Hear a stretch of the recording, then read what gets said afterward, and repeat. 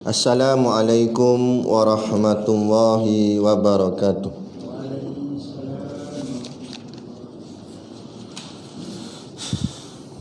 Ila hadrati sayyidina wa habibina wa syafi'ina Muhammadin sallallahu alaihi wasallam wa ila arwahi abaihi wa ikhwanihi minal anbiya'i wal mursalin salawatullahi wa salamuhu alaihi wa alaihim ajma'in wa ala ali kulli wa sahabati wal qarabati wa tabi'in wa tabi'i tabi'in bi ihsanin ila yaumiddin wa ila arwahi walidina wa muallimina wa zawil hukuki alaina ajma'in wa khususan ila hadrati Syekh Wan Ahmad bin Muhammad Zain Al-Fatani bisiril Fatihah.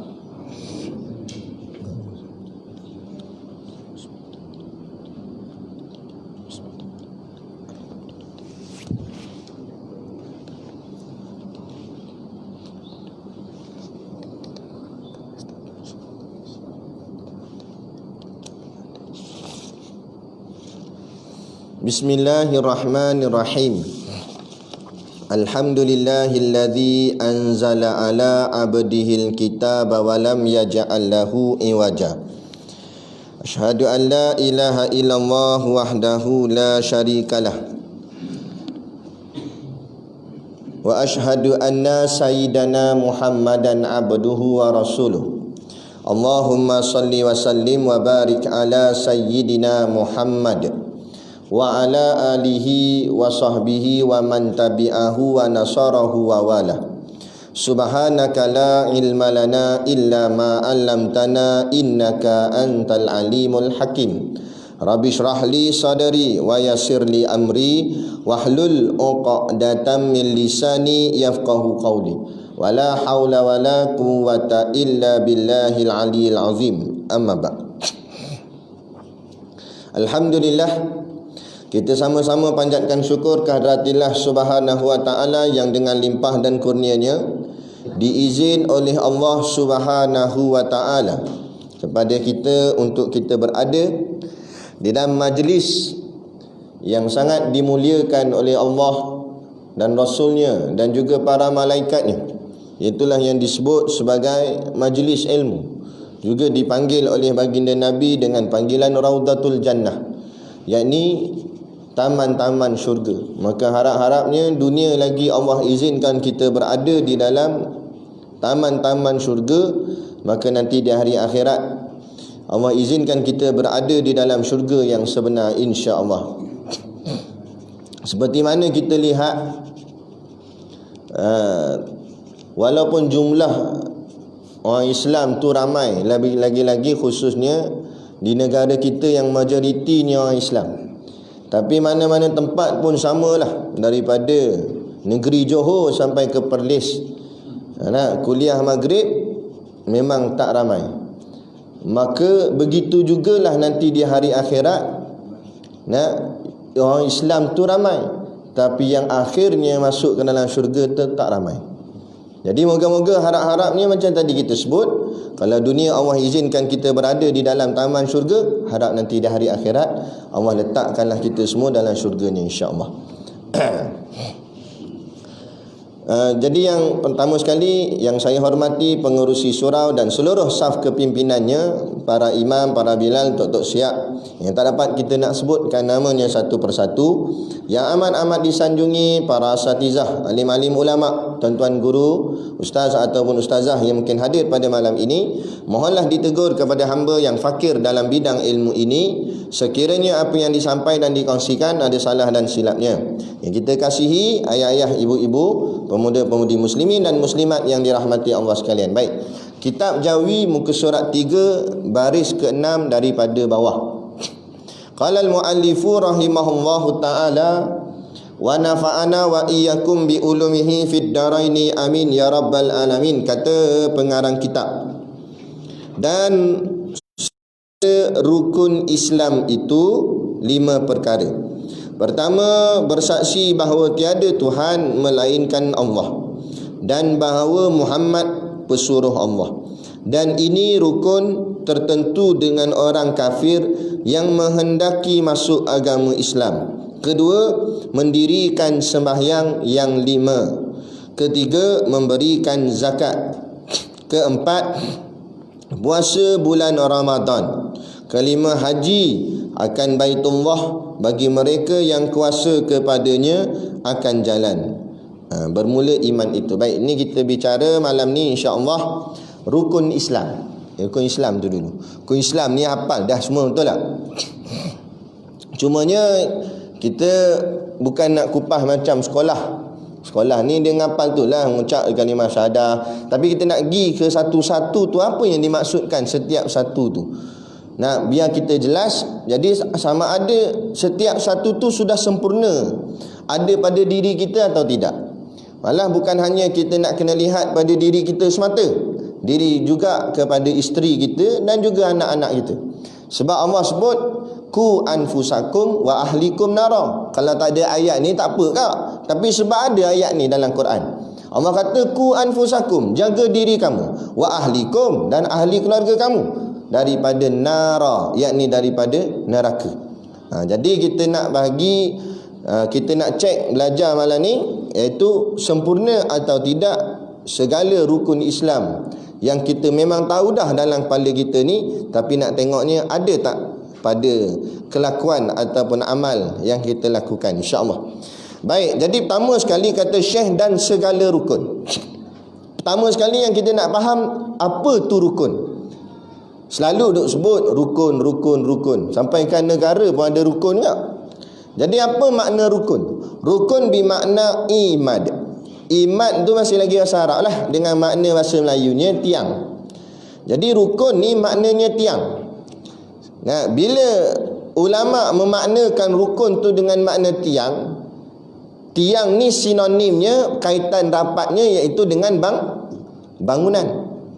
Jadi bila sebut tiang berkait rapat dengan bangunan, maka majaznya ataupun untuk kita nak mudah fahamnya, Islam ni diibaratkan seperti sebuah bangunan.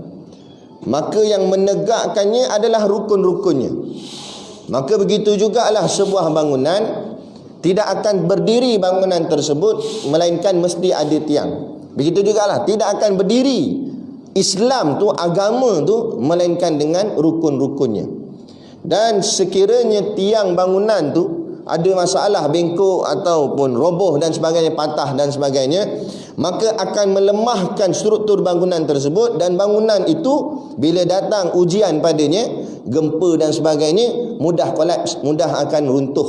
Begitu jugalah bila dibuat tafsiran rukun dengan makna tiang, maknanya agama Islam itu berdiri dengan rukun-rukunnya. Jadi kalau rukunnya bengkok, patah dan sebagainya, maka Islam tu sendiri akan roboh, akan jatuh kan kepada buat dirinya. Sebab Islam ni pada diri masing-masing, nafsi-nafsi. Setiap daripada kita membawa agama tu sendiri kan. Ada pun masyarakat jemaah untuk sama-sama bantu-bantu je. Tapi kalau tuan badan sendiri tak menegakkan Islam dalam dirinya, tak payah nak kepada orang lain nak tolong macam mana? Nak macam dari masa hidup kat dunia, tak ada buat amal kebaikan. Lah kali bila mati paksa orang buat amal kebaikan untuk dia. Suruh orang buat tahlil, suruh baca Yasin untuk dia. Padahal dia masih hidup baca Yasin tak pernah. Tak ada kata nak bunyi Yasin, ya pun tak bunyi. Dah. Jadi lepas tu nak harap orang suruh tolong dia. Ni tak jadi, tak boleh. Kan? Ingat semudah-mudah itu ke nak masuk syurga? Kan? Baik. Jadi rukun iaitu dengan makna tiang. Islam, apa pula makna Islam? Sebab disebut sini rukun Islam. Islam ambil daripada perkataan salama, sin, lam dan mim. Salama tu dengan makna selamat. Jadi Islam ialah menyelamatkan. Jadi bersama dengan Islam, tak payah kita nak ragu dah. Memang confirm, jaminan 100% memang akan selamat. Sama ada jadi Islam pun selamat, ataupun duduk di bawah payung Islam pun selamat. Sebab itulah ulama berhempas pulas Bukan sekadar menyebarkan dakwah Islam, malah kalau kafir tak nak menerima Islam sebagai agama, sekurang-kurang tegakkan hukum Islam supaya kafir boleh duduk di bawah payung pemerintahan Islam. Kerana tidak ada yang paling adil melainkan Islam. Cumanya kadang-kadang kita ni masyarakat awam, dia nampak Islam dari sudut ritual, amalan ritual seperti semayang, puasa, korban, umrah dan sebagainya. Adapun yang berkait dengan soal kehidupan, itu tak ada kaitan dengan Islam, tak ada kaitan dengan agama. Saya pagi tadi ni baru sudah bersama dengan asatizah Perak kita, beberapa orang ustaz yang kita kira memang taraf ulama' adalah dengan kealiman mereka masing-masing. Selesai muzakarah dengan mereka dengan tajuknya pemilikan tanah, yang jarang-jarang dikupas pada orang awam, masjid, surau dan sebagainya. Kita banyak cerita bab-bab ni lah, bab-bab asas. Rupa-rupanya dalam soal pemilikan tanah tu ada dalam undang-undang Islam. Tanah ni macam mana bagi orang yang teroka, bila dia teroka, tanah ni hak siapa? Hak kerajaan ke hak peneroka? Ada dalam sirah Nabi ada. Saya duduk dalam tu jadi tercengang. Kita pun tak berapa nak faham. Kalau saya pun tak berapa nak faham, orang lain tak tahu nak kata lah. Nak bicara yang sangat dalam. Maknanya ilmu agama ni luas. Cuma bila tidak ada orang yang nak menarajui ilmu ni jadi terpinggir. Akhirnya hilang begitu saja. Kesilapan masyarakat sendiri. Bila ada anaknya yang hebat, cerdik, IQ-nya cekap, tak dihantar kepada pengajian agama, tapi dihantarnya kepada pengajian sains semata. Sebab tu Allah buat kadang-kadang anak kita bukan seorang. Ada 5-6 orang. Dan kalau dah 3-4 orang bahagian dunia, biarlah ada seorang 2 bahagian agama. Tak semua puluh bahagian dunia saja. Dan siapa yang nak bawa benda-benda ni? Siapa yang nak betulkan benda-benda ni? Akhirnya negara kita walaupun agama berperlembagaan Islam, tapi corak pemerintahan berkiblatkan barat, berkiblatkan kafir. Sedangkan dalam kitab-kitab fiqh berlambat-lambat cerita tentang hukum hakam. Sampaikan soal tanah pun dibicarakan bagi ahli-ahli ulama. Dalam kitab Ahkamul Sultaniyah karangan Imam Mawardi ada sebut. Macam mana nak kira tanah ni, nak kira macam mana orang ni, macam mana kalau bertembung dengan orang yang teroka tanah, tapi minta geran tak dapat, kemudian kerajaan pula bagi tanah tu dekat orang lain, siapa yang lebih layak? Ada hukum dia. Jadi bila hukum ni tak dibahas, maka sebab itulah syariah ini diletak rendah. Dan akhirnya mahkamah syariah, mahkamah agama, undang-undang syariah, undang-undang agama lebih rendah daripada undang-undang dunia, daripada undang-undang yang dicipta oleh barat sendiri. Memang ini tujuan dia, sebab hidup ini berlandaskan undang-undang. Bila undang-undang itu dikuasai oleh orang kafir, mana habislah kita. Memang semua hidup kita berlandaskan undang-undang. Surau kita ada undang-undang. Nak masuk kena tulis nama lu. Kena. Tapi tulis nama ni bagus juga. Baru kita tahu kehadiran. Siapa datang, siapa tak datang. Tak datang ni. Jadi nak cerita ni ada undang-undang. Undang-undang tu yang kontrol dia, kawal dia. Tiba-tiba yang kawal undang-undang tu kafir. Jadi automatiknya siapa kawal kita? Kafir. Di sinilah kita nak memberi pencerahan bahawa pentingnya sistem politik dalam agama. Tiba-tiba dia boleh kata, ustaz, politik sangkut pagar luar. Dia kata mu tu patut sangkut pagar luar. Sebab dia tak faham. Habis yang nak kawal kita siapa? Nak jaga kita siapa? Yang ni perkara yang sangat penting. Sebab itulah tetapi untuk merealisasikan semua tu, mestilah dia ada base dia, tapak asal dia, iaitulah yakni yang disebut sebagai rukun Islam ni. Kepala tiang dia. Nak bicara bab lain, bumbung tingkap pintu, tiang tak ada, nak bicara buat apa? Barang semua lain sampai, bumbung sampai, tingkap sampai, pintu sampai, tiang tak sampai, boleh bina tak bangunan? Kata kontraktor, tak apalah, tiang nak order lambat lagi, kat sebulan lagi baru sampai, kita pasang tingkap dulu. Nah, pekerja kontraktor tu tengok bos dia atas bawah, bos ada tertelan taik kuda ke benda ni. Nampak bengong je. Mana boleh nak pasang nak pasang tingkap. Dia kata nak pasang tingkap, nak pasang pintu pun tak boleh. Nak ikat bata pun tak lepas. Tiang tak ada. Jadi nak tak nak pentingnya soal tiang ni. Yang baru masuk terkejut dia, apa cerita bab tiang ni? Tiang tu maknanya rukun Islam, tiang kepada Islam. Baik, yang pertama kata Syekh, rukun Islam tu ada 5 perkara. Yang pertama iaitulah bersaksi bahawa tiada Tuhan melainkan Allah. Pertama sekali kita nak kupas di sini ialah perkataan bersaksi. Apa makna saksi? Soalannya sebab ini di dalam bahasa Melayu. Dia apa-apa pun kita kena ingat. Wa kadzalika auhayna ilaika Qur'anan Arabian, kata Allah. Dan kami jadikan engkau wahai Muhammad sebagai penyampai. Auhayna ilaika Qur'anan Arabian. Kami wahyukan kepada kamu Quran itu dalam bahasa Arab. Maknanya bila kita nak mengaji bab agama mesti balik kepada bahasa Arab balik.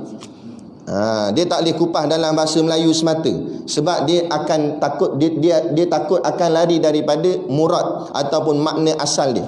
Jadi begitu juga dalam masalah ni, bila sebut bersaksi dalam bahasa Melayu dipanggil bersaksi, tapi dalam Arab ni dipanggil apa? Dipanggil syahadah. Tu kita sebut syahadah. Syahadah tu maknanya saksi. Sebab tu orang yang syahid dipanggil orang yang menyaksikan. Tu dipanggil mati syahid. Mati yang menyaksikan. Maksud mati menyaksikan macam mana? Dia menyaksikan janji-janji Allah. Benarnya sungguh Allah janji orang yang mati dalam menegakkan Islam, Allah akan bagi sekian syurga, bidadari. Dia mati ni sebagai orang yang menegakkan Islam, dia akan nampak benarnya apa yang Allah kata. Maka sebab tu dipanggil orang yang mati syahid. Sebab ambil daripada perkataan syahadah. Syahadah tu maknanya penyaksian. Dan lagi untuk mengupaskan makna syahadah ni, penyaksian ni, nak saksi dengan apa? Saksi dengan pandangan, dengan melihat.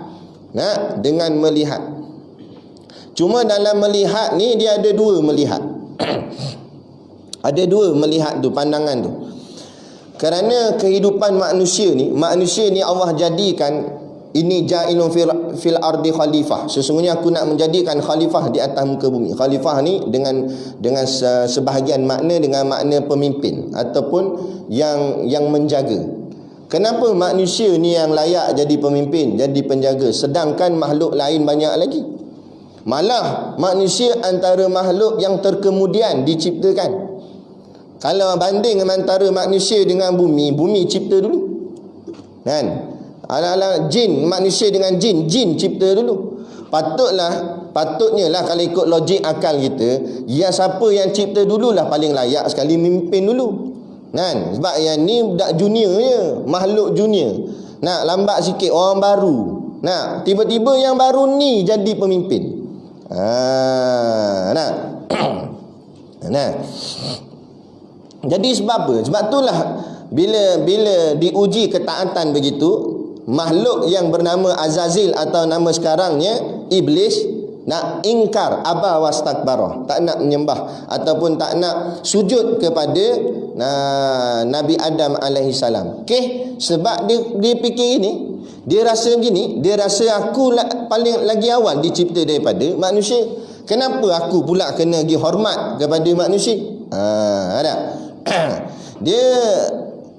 Dia yang sebenarnya ketaatan, ujian ketaatan, tak kira siapa pun. Kan? Boleh jadi nanti akan lahir dari kalangan kita ni Imam Mahdi, orang yang kita tak sangka-sangka, dari satu bangsa yang mungkin tidak popular. Kan? Daripada tak tahulah nak kata mana, kata daripada negara yang mundur ke sebagainya, tiba lahir seorang pemimpin dari situ. Diuji kita sama ada nak taat atau tidak. Ada. Seperti mana dibangkitkan Nabi akhir zaman, Nabi Muhammad, bukan dari kalangan Bani Israel, tapi dari kalangan orang Arab, yang ketika itu Arab ni pula Arab jahiliah, yang tak bertamadun, yang sikit-sikit nak berperang bergaduh, yang sistemnya celaru, tidak ada undang-undang yang tetap di Mekah, di bumi Mekah pada waktu tu. Dalam hiruk pikuk Mekah waktu tu, Allah lahirkan Nabi akhir zaman daripada kalangan mereka. Susah nak menerima golongan Yahudi, golongan Israel yang mereka keturunan mereka semua keturunan nabi-nabi. Nabi-nabi banyaknya daripada keturunan Bani Israel. Tiba-tiba lahir Nabi akhir zaman, dia sangka-sangka lahir daripada keturunan dia. Tiba-tiba lahir Nabi akhir zaman dari satu keturunan yang lain, dan terkenal pula keturunan itu, bangsa itu bangsa yang bermasalah. Tiba-tiba Nabi lahir daripada golongan ni untuk nak membuktikan bahawa besar mana pun masalah, bila datang Islam masalah selesai. Cengih macam mana pun, kerahnya macam mana pun Saidina Umar, bila masuk Islam dalam hatinya jadi lembut. Itu pentingnya pencerahan Islam. Sebab tu saya cakap tadi, Islam tu menyelamatkan. Sekalipun kafir tak nak terima Islam sebagai agamanya, tapi tugas kita sebagai khalifah di atas muka bumi kena meletakkan pemerintahan Islam di atas, supaya mereka dapat payung, duduk di bawah payung Islam. Kerana payung Islam lah payung yang paling adil dan saksama. Tidak ada. Batu hati-hati. Kita jangan terpedaya dengan kata-kata barat, teori-teori barat. Tidak ada teori yang paling tepat melainkan teori daripada Islam, khususnya hadis Nabi, kemudiannya daripada kata-kata hukama, alim-alim ulama daripada kalangan agama kita ni.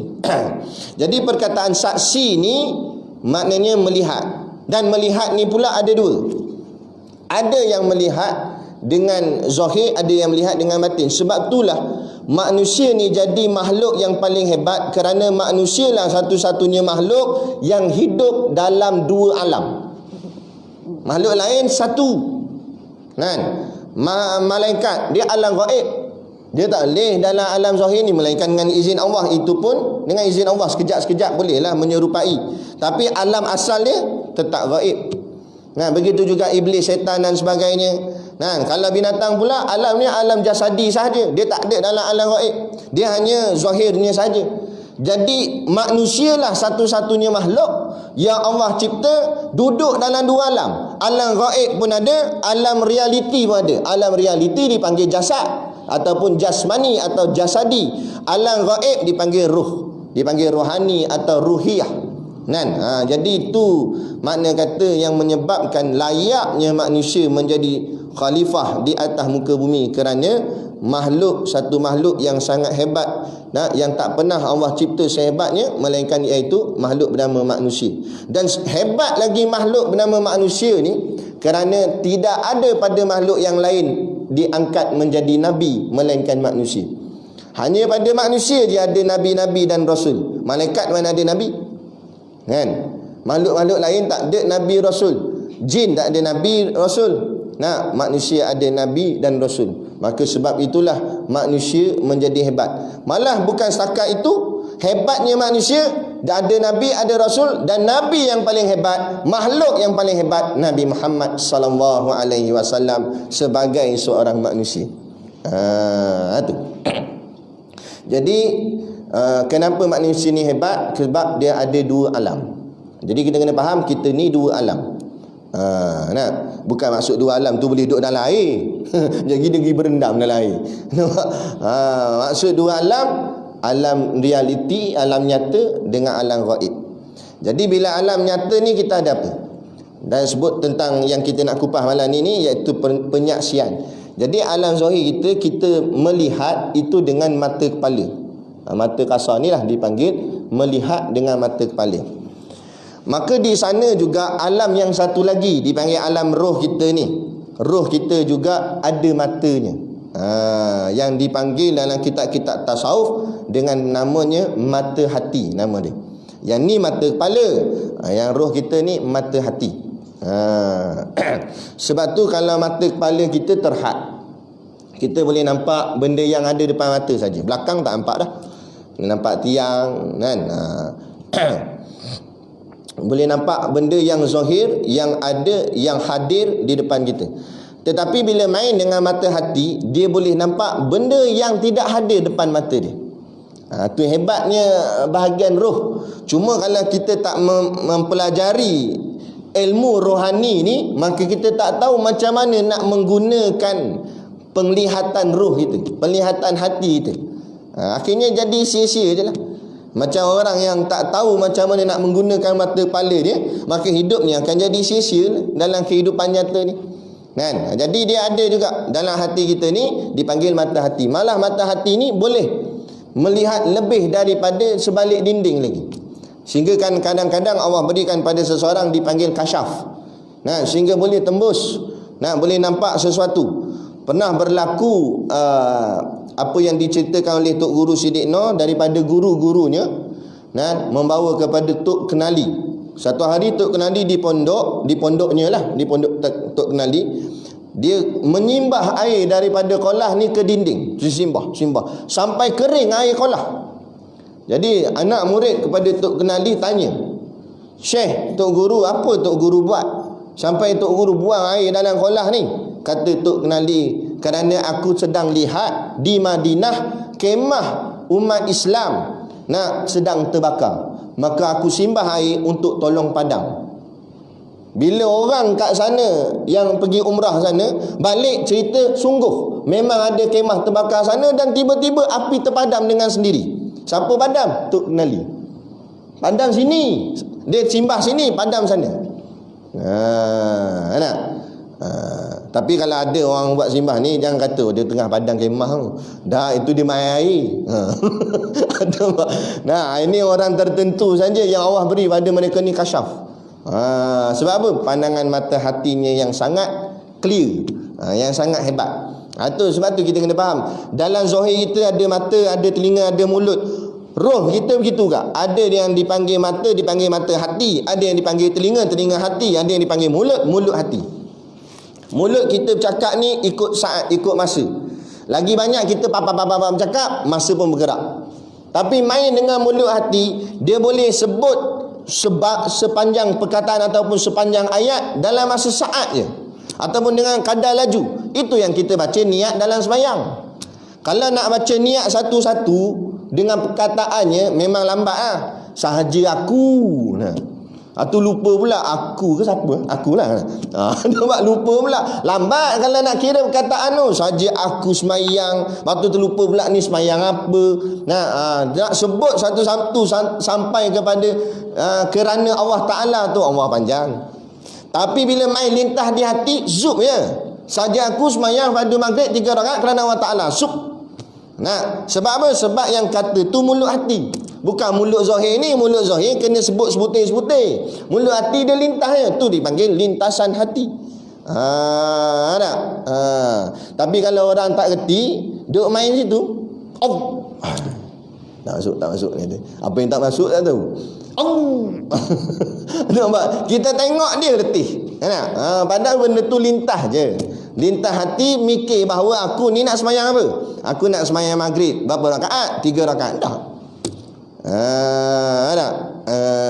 Sebab tu kadang-kadang kita boleh fikir satu-satu keadaan tu dengan masa sekejap je. Kita bawa kereta, tiba-tiba kereta depan break emergency, terus otak kita kita pun mengelak.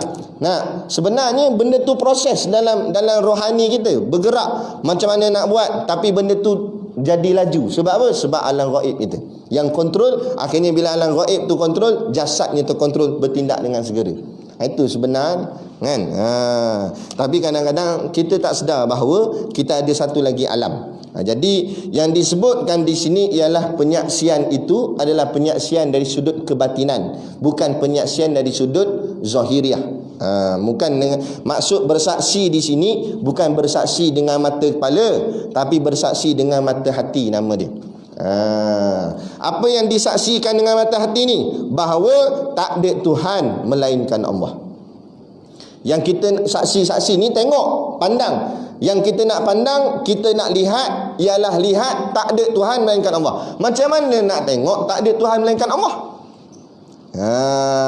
Jadi sebab tu kita kata tengok di sini bukan tengok dengan mata kepala. Kalau tengok dengan mata kepala memang nak nampak apa. Tapi tengok di sini artinya tengok dengan mata hati. Persoalannya yang timbul, macam mana nak tengok dengan mata hati?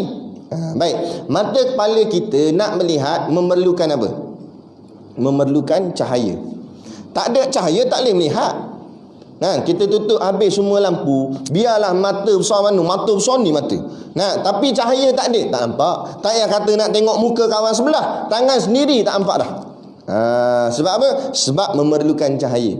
Begitu jugalah mata hati yang ada dalam konsep kerohanian kita ni pun memerlukan cahaya untuk melihat. Persoalannya, kalau mata kepala ni cahaya tu kita nampak daripada mentol, daripada lampu, daripada sumber elektrik dan sebagainya. Persoalan yang timbul pada sudut hati pula, mata hati ni perlu melihat dengan cahaya. Soalannya, cahaya di sini cahaya apa? Maka inilah yang ulama jawab, cahaya itu adalah namanya ilmu. Sebab tu al-ilmu nurun. Ilmu itu cahaya yang menyuluh. Jadi orang yang mata hatinya boleh nampak suluhan-suluhan di dalam hatinya, itu disebabkan suluhannya dengan sebab ilmu. Dia mengaji banyak, maka contoh, saya ambil contoh. Ada orang bila dia terbuat salah, mudah cepat sangat dia rasa bersalah dan menangis. Ada satu orang pemuda di zaman dahululah, zaman Nabi, pemuda lagi, budak muda. Selalu dia datang solat jemaah. Sekali tu tak nampak dia solat berjemaah. Jadi Nabi tanya sahabat, mana pergi budak ni? Selalu dia datang, kan? Sebab Nabi ni, Nabi, kaedah Nabi lah, Nabi akan jadi imam semayang. Lepas habis semayang, Nabi akan toleh ke belakang, kemudian Nabi akan melihat semua. Kalau tak ada, Nabi akan tanya, mana dia, mana dia, mana dia, mana dia. Kalau kita ikut kaedah tu, memang tak wirid dah kita. Banyak nak tanya. Mana yang tu, mana yang ni, habis nama semua sebut. Jadi Nabi perasan budak muda ni tak ada. Nabi minta para sahabat tolong pergi cari, takut-takut mana tahu dia sakit, kita tak sedar dia kat rumah sedang sakit, kan? Jadi sahabat pergi cari kat rumah pun tak ada. Tanya cari semua tak ada. Last sekali ada satu sahabat terjumpa dia duduk di dalam sebuah gua. Dia menyorok dalam gua tu sambil menangis, kan? Sahabat pun kata, jomlah keluar. Dia kata, aku takkan keluar melainkan aku nak bertemu dengan Rasulullah. Jadi sahabat ni pun cari, bagi tahu ke Nabi. Nabi datang ke gua tersebut. Nabi datang, Nabi tanya dia, kenapa dah lama dah tak nampak solat jemaah gini, dan kenapa kamu menangis-nangis gini? Dia kata, satu hari dia berjalan, kemudian dia nampak ada satu rumah, pintunya terbuka, dan tak semena-mena dia masuk. Bila dia masuk, dia tak perasan rupanya dalam rumah tu ada seorang perempuan, dan perempuan tu sedang mandi ke apa. Cuma dia tak nampak keseluruhan badan, dia cuma nampak betis kaki perempuan tu. Tapi dia takut sangat pada Allah, dia keluar daripada rumah sampai menangis-nangis. Dia rasa dirinya sudah menjadi hina kerana telah melihat aurat perempuan, padahal bukan dengan sengaja, tak sengaja. Sebab tu dia kata, sebab tu aku malu ya Rasulullah nak bertemu denganmu, kerana aku ni sudah hina, mataku sudah melihat satu benda yang diharamkan Allah. Mana aku nak letak muka ni ya Rasulullah? Budak muda, budak muda sudah ada kefahaman macam tu. Akhirnya badan dia jadi lemah sebab mungkin lama tak makan, duduk dalam gua tu dan sebagainya. Akhirnya dia rebah, baring di atas riba Nabi. Nabi kata, tak apalah, kalau macam ni lah kamu punya penyesalan, Allah yang maha pemurah lagi maha penyayang, Allah yang penerima taubat, Allah ampunkan dosa kamu. Bila dia dengar Allah ampun, barulah dia senyum. Sebelum tu tak senyum. Dia dengar Nabi kata Allah ampun, baru dia senyum. Terima kasih ya Rasulullah. Dan akhirnya dia meninggal dunia di atas ribaan Nabi. Meninggal dalam keadaan rasa bersalah. Buat bukanlah dosa yang terlampau besar, bukan sampai berzina, terlihat aurat perempuannya. Kenapa jadi begini? Kenapa budak ni jadi begini? Sebab apa? Sebab mata hatinya terlampau cerah, sehingga kan dia nampak akibat maksiat itu, dia nampak sampai api neraka yang menyala-nyala, sehingga kan terlampau takut dalam hati dia, menyebabkan dia terlampau takut kerana terbuat salah satu dosa, kan? Kita ni yang orang cakap relax lah buat salah ni. Sebab apa? Sebab mata hati kita malap, cahaya tak terang. Kalau cahaya terang dengan suluhan ilmu, orang mengaji dengan orang tak mengaji tak sama. Kul hal yastawil ladzina ya'lamuna wal ladzina la ya'lamun. Kata Allah, wahai Muhammad, katakanlah, samakah orang yang mengaji dengan orang tak mengaji? Tak sama. Orang mengaji berhati-hati, dalam niaga hati-hati. Dalam buat kerja apa pun, fikir dulu ni salah tak dalam hukum Islam. Takut silap ni dosa ni. Orang mengaji dia akan fikir pahala dosa. Orang tak mengaji fikir tak pahala dosa. Tak fikir. Lepas tu macam soal kita bicara soal tanah pada mula kuliah tadi. Orang yang mengaji dia akan fikir nak ambil tanah ni boleh tak? Hak aku tak ni. Takut ambil tanah orang, ambil hak orang. Naya aku nanti dalam kubur. Nah, tapi kalau orang tak mengaji, ini arahan kerajaan, tanah dirampas. Oh, sedap gamakmu jadi kerajaan ambil tanah orang. Kan? Tanah ni, bumi ni milik Allah, bukan milik kerajaan. Dia ada hak-hak dia. Siapa yang patut boleh, siapa tak boleh dan sebagainya. Kan? Tapi dah bila tak mengaji, kau suka? Kan? Sebab apa? Sebab tak ada suluhan ilmu. Sebab dia tak nampak tu azab neraka Allah menanti bagi yang melakukan benda yang salah, nak benda yang dosa. Tak nampak. Tu beza mengaji dengan tak mengaji. Jadi suluhan mata hati ini iaitu dengan cahaya. Cahaya itulah cahaya ilmu. Jadi kita balik pada rukun Islam kita ni, bila dia sebut bersaksikan bahawa tiada Tuhan melainkan Allah, maknanya suluhan mata hati ni, cahaya ni, nak tahu bahawa tak ada Tuhan melainkan Allah itu mesti dengan jalan ilmu. Macam mana kamu mengaku bahawa asyhadu an la ilaha illallah, sedangkan bila ditanya macam mana Tuhan, sifat Tuhan macam mana, tak boleh jawab. Adakah sah nak syahadah yang kita lafaz kalau begitu? Ni yang berat ni. Saya dulu sebelum masuk pondok pun bermudah-mudah dengan syahadah. Kita dah ngucap dah kan, jadi Islam lah. Bila masuk pondok, tok guru cerita bab ni, Allah termenung sekejap. Baru kita mikir, aku mujur mengaji, keluarga aku, adik-beradik aku, sepupu sepapak aku. Yang tak mengaji lagi ni, yang jahil bab agama, yang bila tanya sifat Allah apa dia, langsung tak boleh nak jawab. Padahal sifat 20 ni basic saja. Boleh kata rata-rata maklum bidarurah. Bagi setiap orang mesti tahu tentang sifat 20 ni. Sama ada dia nak hurai dalam, itu barulah dengan kealiman dia. Tapi untuk tahu saja, itu basic. Macam mana kita tahu semayang ni subuh 2 rakaat, zuhur 4 rakaat, itu perkara basic. Tiba-tiba kalau semayang subuh pun dia tak tahu berapa rakaat, itu masalah besar. Samalah juga ni, sampai tak tahu sifat Allah ada berapa yang wajib kita kena tahu, itu masalah besar. Tapi inilah yang sudah berlaku di zaman kita. Tak payah kata budak muda. Kalau budak muda tak erti, boleh tahan kira lah budak muda tak mengaji lagi. Ini bukan budak muda dah, budak tak berapa muda. Nampak? Dah berusia dah pun kadang-kadang KO, tak boleh jawab. Dahlah soalan exam semakin dekat. Patut kalau paper nak dekat dah, lagi kuat mengaji lah. Tak pula. Hati-hati kan. Jadi ni dia yang dimaksudkan. Sebab tu saya kata tadi, kalau sekadar menghafal kalimah syahadah rukun Islam, itu zaman sekolah dah belajar dah. Tapi untuk memahami setiap satu tu, jadi bersaksi di sini kita menyaksikan dengan mata hati, dengan suluhan cahaya. Cahaya di situ cahaya ilmu, sehingga kan kita yakin memang sungguh tak ada Tuhan melainkan Allah, kerana hujah-hujah yang dia bawa datang dalam ilmu, dalil-dalilnya dan sebagainya. Nanti kita akan belajarlah dalam kitab ni, cerita tentang sifat 20. Setiap satu sifat, wujud, kidam, baqa, sampailah kaunuhu mutakaliman itu beserta dengan dalil, sama ada dalil akli, dalil akal, ataupun dalil nakli, dalil cedokan daripada Quran ataupun hadis. Jadi dengan kita pegang tu, maka bertambahlah keyakinan kita kuat, dan yakin itulah maksudnya penyaksian kita benar bahawa memang tak ada Tuhan melainkan Allah. Jadi khulasah dia ataupun hasil dia, maka timbul satu persoalan, orang yang tak mengaji ilmu tauhid, adakah diyakini syahadahnya itu sah? Dia yakin ke syahadah dia memang sah sebagai seorang Islam, sedangkan dia sendiri tak faham macam mana nak membuktikan bahawa memang sungguh tak ada Tuhan melainkan Allah.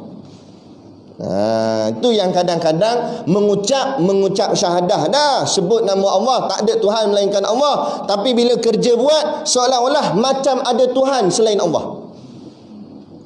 Contoh macam mana? Dia kata apa, selagi tak jumpa vaksin ni, selagi itulah corona ni takkan selesai. Mampulah kita. Betul tak saya cakap? Cakap gini ni boleh rosak akidah, boleh terkeluar daripada Islam, boleh jadi kafir. Minta maaf cakap, hati-hati nak berkata. Sebab kita kena ingat, turunnya wabak siapa yang turunkan? Allah. Siapa yang boleh angkat balik wabak ni? Allah. Hanya Allah je. Tu yang kita sebut la ilaha illallah. Sebab itulah tahlil kita baca 100. Nah, tapi sebab ada makan nasi ayam, dia kurang jadi 10. Nak cepat nampak. Tapi tak pernah lagi orang tahlil sekali sebut. Afdalu zikri fa'lam annahu la ilaha illallah. Ada makan. Dah tak ada. Nah, kurang-kurang pun 10, 20 boleh tahan kira. Maknanya lebih pada satu. Soalannya kenapa pergi buat lebih? Padahal kalau sebut sekali pun memadai. Dah kita mengesakan Allah lah tu. La ilaha illallah, tak ada Tuhan melainkan Allah. Betul dah tu dah. Sekali je pun. Tapi kenapa ulama ajar kita sebut berkali-kali? Sebab nak pasak dalam hati, tak ada Tuhan melainkan Allah, tak ada yang menyembuhkan melainkan Allah, tak ada yang boleh angkat wabak melainkan Allah, tak ada Allah saja. Tu. Lepas tu buat cakap pasak tu. Barulah sempurna dengan syahadah yang kita lafaz.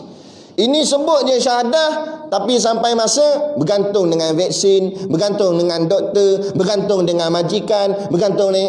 Kalau tak kerja, tak ada duit, mampulah kita. Dah selama ni kamu lahir dengan pakai duit ke? Keluar perut mak tu. Memang kena bayar hospital, tapi kalau bersalin sini kat rumah, tak sempat bawa pergi hospital, kena bayar tak dalam tu? Tak bayar je. Keluar elok. Bukan masa malaikat kata kalau nak keluar anak bayar dulu kat saya. Kan? Seorang 50, ni kembar, dia satu lah kata. Sebab ni hujung tahun ada diskaun. Saya. Nampak? Tak ada malaikat dia minta duit, dia keluar itu dengan izin Allah. Tapi kita bahasa kita sebut tak ada duit, mampu lah kita. Jangan cakap gitu. Hidup kita bukan dengan duit, hidup kita dengan Allah. Siqatul qalbi billah. Kamu tetapkan di dalam hati dengan Allah, yakin pada Allah. Bukan dengan barang-barang dunia. Barang-barang dunia ni pinjam-pinjam cakap boleh lah. Kita nak hidup kena ada duit juga. Cakapnya tu tak apa. Memang kita kena ada duit, tapi jangan sampai kata kalau tak ada duit tak boleh hidup kita. Salah. Ayat tu nampak sama, tapi makna berbeza. Sebab kalau kita kata kita nak hidup ni kena ada duit, kena ada tu maknanya sebahagian, bukan mesti kena ada duit. Maknanya salah satu kita kena ada duit juga. Selain daripada duit, benda-benda lain lagi banyak lagi.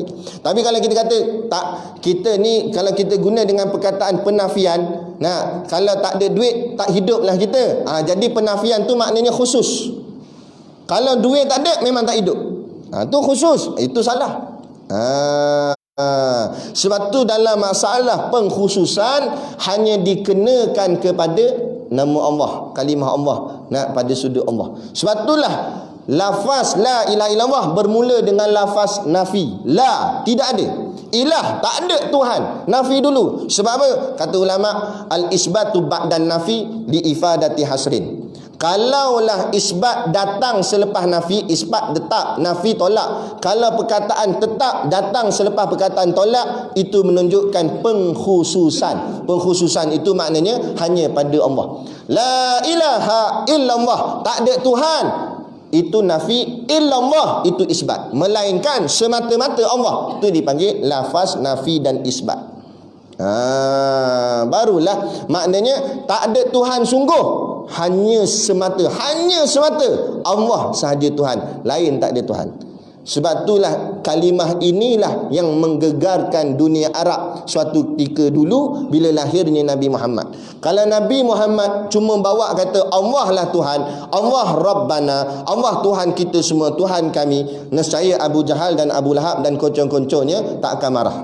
Sebab mereka pun menyembah Allah juga. Kan? Lepas tu dalil saya buktikan. Ayah Nabi, nama Nabi Muhammad bin Abdullah. Mana nama ayah Nabi Abdullah? Apa makna Abdullah? Hamba Allah. Sedangkan waktu tu Nabi dah lahir belum? Belum. Jadi kenapa ayah Nabi sudah bernama Abdullah, ada nama Allah dalam tu? Ini menunjukkan bahawa sebelum kedatangan Nabi, orang ramai semua di masyarakat di Arab di Mekah sudah tahu tentang Allah. Cuma apa pasal mereka ni jadi kafir? Sebab mereka berlaku syirik. Mereka mengatakan Allah Tuhan, dalam masa yang sama Al-Lata pun Tuhan, Al-Uzza pun Tuhan, dan berhala-berhala lain pun Tuhan. Situ syirik. Dan syirik ni terbawa-bawa sampai ke hari ni. Benar, sungguh Allah pun penting juga, tapi jawatan saya penting juga, duit pun penting juga, dunia pun penting juga. Habis. Jadi kita kena jawab, tidak ada yang paling penting melainkan Allah. Lain-lain ni lebih-lebih kurang sudah. Tak ada jawatan pun tak apa, boleh masuk syurga.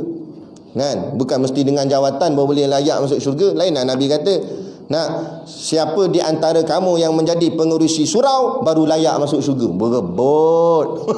Nampak berebut nak jadi pengurusi. Kan? Waktu kata seorang sahabat, ustaz, seorang sahabat saya, dia kata, ustaz, dia tanya saya teka-teki, kursi paling mahal kursi apa ustaz? Kita memikir jenama apa, nama kita kata kok semamot dah, IKEA dah juga. Ni kursi paling mahal dia, kursi parlimen dia dah. Betul lah, kursi tu paling mahal. Biar kursi ni empuk macam mana sofa ni pun, kursi Ogawa siap ada urut, tak semahal kursi parlimen. Sebab dapat kursi parlimen, dapat kawasan tu. Berebut-rebut orang nak kursi parlimen. Jadi nak ceritanya ni, penyaksian ini mesti dengan ilmu.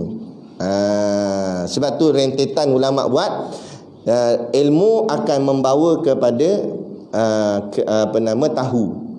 tahu akan membawa kepada kenal akan membawa kepada yakin akan membawa kepada percaya akan membawa kepada iman. Barulah jadi sah iman. Kalau ikut turutan ni, macam mana nak sampai ke tahap iman kalau awalnya tak dimulakan dengan ilmu? Macam mana kamu nak kata kamu beriman kalau kamu tak percaya? Macam mana kamu nak kata kamu percaya kalau kamu tak yakin? Macam mana kamu nak kata kamu yakin kalau kamu tak kenal? Macam mana kamu nak kata kamu kenal kalau kamu tak tahu? Dan macam mana kamu nak kata kamu tahu kalau kamu tak berilmu? Dia akan balik ke situ balik. Sebab itulah akhirnya menjadi tanggungjawab yang sangat besar. Talabul ilmi faridatun ala kulli muslim. Tuntutlah ilmu wajib atas tiap-tiap orang Islam. Kemudian ditahqiqkan lagi dengan sabdaan Nabi yang lain, al ilmu imamul amal wal amalu tabi'uhu. Ilmu itu imam kepada amal. Amal duduk belakang makmum. Imam dia ilmu. Amal yang akan ikut ilmu. Kenapa? Amal yang akan faham, amal yang akan dibuat itu akan dibuat dengan kepahaman ilmunya. Macam mana kamu nak beramal sedang kamu tak faham? Sebab itulah kata Imam Al-Ghazali, la tasihul ibadah illa ba'da ma'rifatil ma'bud. Tidak sah ibadat seseorang melainkan dia kenal siapa yang dia sembah. Macam mana nak kata ibadat kamu ni sah? Kamu sujud pada siapa ni? Saya sujud pada Allah lah ustaz. Siapa Allah? Allah Tuhan lah ustaz. Tahu dah siapa Tuhan? Allah lah ustaz. Dan siapa Allah? Ustaz, ustaz ni payah pun dia. Allah Tuhan, Tuhan Allah. Dia tahu Allah tu sekadar nama Tuhan. Lain daripada tu, apa makna sebenar Tuhan? Apa makna sebenar Allah? Bila tak faham, itu yang meletakkan Allah hanya di masjid dan surau. Dalam jabat, Allah tak terlibat. Dalam sistem ekonomi, Allah tak terlibat. Dalam urusan keduniaan, niaga dan sebagainya, ini tak ada kaitan dengan Allah. Ni. Sebab dia hanya nampak Allah pada sudut ibadat semata-mata. Ni yang hasilnya Islam disempitkan. Islam hanya pada urusan tadilah kita sebut masalah ritual-ritual agama saja, masalah ibadat saja. Gaduh, sembelih tak baca bismillah. Tak boleh. Tak boleh makan ni, tak baca bismillah ni. Bab tu tak apa. Dah bab lain. Kan? Dalam bab lain kenapa kita tak ni? Gaduh pasal mana dalil tahlil, mana dalil baca Yasin malam Jumaat, yang tu dibahas ni. Adapun yang dalam kehidupan ni, memerintah cara kafir, tidak berlandaskan Islam dan sebagainya, corak pemerintahan dari sudut kementerian, tak kira lah apa pun. Macam dalam masalah kita wabak hari ni kan, benarlah memang ada dalilnya tentang bila wabak datang kita kena selamatkan diri kita dan sebagainya. Cuma persoalan yang timbul, sampai bila? Sampai bila kita nak semayang jarak-jarak? Ke tuan-tuan dah seronok dah semayang jarak? Nampak? Saya sendiri sampai sekarang kekok lagi, kita rasa tak kena, tak sedap, tak rasa roh semayang. Dan kalau kita perasan tengok, saya tak tahulah, minta kepada pihak kerajaan dan sebagainya, yang pihak berkuasa untuk kaji semula benda ni. Pihak-pihak Jabatan Agama, Mufti dan sebagainya, kaji semula. Sebab kita duk perasan tengok yang disentuh bila wabak ni semuanya banyaknya berkaitan dengan soal agama, khususnya Islam. Semayang tak boleh dapat, salam tak boleh, semua ada kaitan dengan Islam. Sedangkan Islam, Nabi kata siapa yang bersalam, dua orang yang bersalam gugur dosa masing-masing. Lama mana dia berpegang tangan tu, selagi itulah gugur dosa.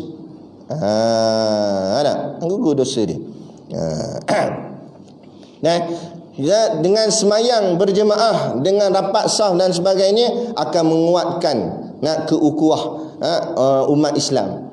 Pernah berlaku dalam sirah, peperangan payah nak menang, tapi tak kalah, cuma tak menang-menang, berhari-hari berjuang. Akhirnya Saidina Umar mencari solusi. Apa sebab payah kita nak menang? Rupa-rupanya Saidina Umar tengok waktu semayang tentera Islam tak rapat saf, safnya tak lurus, bengkang-bengkok. Maka tak itulah Saidina Umar, dia keluar pedang, dia tarik daripada hujung. Dia kata siapa yang nak kakinya putus, silakan, betulkan saf kamu, tarik pedang. Jadi bila dah saf tu lurus, semena-mena menang peperangan tersebut. Jadi benda tu penting juga, walaupun sebagai barang sunat, tetapi kita kena nilai juga sampai bila kita nak jadi macam ni, sampai ke mana. Perlulah ada sudut penyelesaiannya macam mana ke, ataupun yalah, kalau PKP boleh dilonggarkan keluar-keluar dan sebagainya bagi sesetengah negeri, dan sesetengah negeri yang lain pula masih lagi diperketatkan sebab ada jumlah angka. Maka kalau begitu, dari sudut Masjid Surau pun cubalah buat begitu.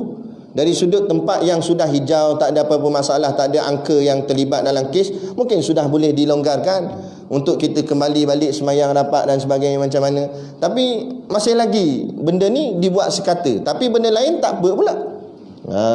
Jadi kita minta benda ni. Mana tahu sini ada orang kuat MB ke apa kan. Jadi makna kata penyaksian itu dengan mata hatinya, dengan suluhan ilmu, barulah dia nampak tak ada Tuhan melainkan Allah. Jadi kita berhenti sakat tu dan kita akan sambung. Dan Muhammad itu pesuruh Allah pula. Baru satu syahadah je kita malam ni. Tapi tak apalah. Ada satu tempat tu dia kata, ustaz sikit baca, bila nak khatam ustaz kita bukan nak khatam, kita nak faham. Tak khatam tak apa, janji faham. Kalau kita faham setakat ni pun insya-Allah dah. Sekurang-kurangnya kita balik ni, kita bawa balik sesuatu. Kita nampak betapa pentingnya ilmu dan betapa pentingnya untuk kita kerahkan kepada ahli keluarga kita untuk mendalami ilmu agama, supaya kita letakkan agama tu di atas, kita junjungnya di atas kepala kita, insya-Allah. Jadi cukup sekadar tu dulu pada malam ni. Dan macam biasalah, di luar sana ada sedikit produk perniagaan untuk menampung sekolah pondok dan juga tahfiz kami. Jadi pakat-pakatlah tuan-tuan, tengok-tengoklah. Jangan tengok je, nanti dia tengok je. Tengok dan belilah, jangan tengok je, tengok dan beli. Membeli, niatlah sambil menderma untuk bantu sekolah kami, untuk bantu perjuangan kami, supaya moga-moga dengan hasil bantuan tuan-tuan ni kami dapat melahirkan pelapis-pelapis ulama pada masa-masa akan datang, khususnya di negeri kita Perak dan umumnya di seluruh negara dan seluruh dunia, insya-Allah. Jadi sekadar tu pada malam ni. Wabillahi taufik wal hidayah. Assalamualaikum warahmatullahi wabarakatuh.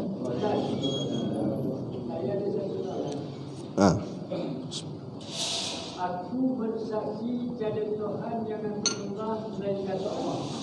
Adakah saksi itu boleh dikaitkan dengan ciptaan Allah? Maknanya ada yang mencipta, maknanya itu yang kita sembah.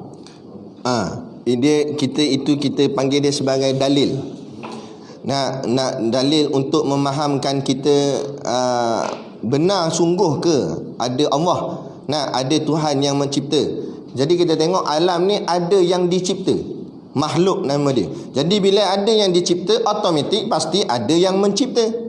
Mana mungkin akal tak tertasawur di akal ma la yutasawaru fil aqli, tidak akan tergambar pada pemikiran akal nak mengatakan ada barang yang kena cipta tapi tak ada pencipta. Akal tak boleh terima. Bila sebut ada barang kena cipta, mesti ada pencipta. Ataupun logiknya begini. Nah, bila ada jemaah yang dengar kuliah, mesti ada pengkuliah. Tiba-tiba jemaah duduk semua duduk hangguk-hangguk, depan ni tak ada orang. Orang panggil surau gila.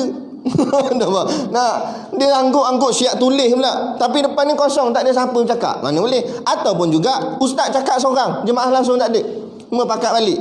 Kamu cakap apa seorang-seorang? Jadi logiknya bila sebut majlis ilmu, bila sebut kuliah, automatik dalam pemikiran kita mesti ada yang mendengar dan mesti ada yang mensyarah. Begitu juga bila sebut alam, mesti ada yang kena cipta dan mesti ada yang mencipta. Jadi bila kita pegang itu sebagai dalil untuk mengatakan bahawa kita nak nampak dengan mata hati bahawa aku bersaksi bahawa tiada Tuhan melainkan Allah, maknanya aku menyaksikan bahawa alam ini pasti ada yang menciptanya. Yang mencipta itu tidak lain melainkan Allah. Betul lah tu. Cumanya bab yang pak cik sebut ni saya tak kupas lagi sebab itu masuk nanti dalam bab sifat 20. Kita cuma mukaddimahnya sebagai rukun Islam sahaja dulu. Jadi tapi benarlah tu, betul lah tu. Alhamdulillah. Jadi cukup sekadar itulah. Takbir.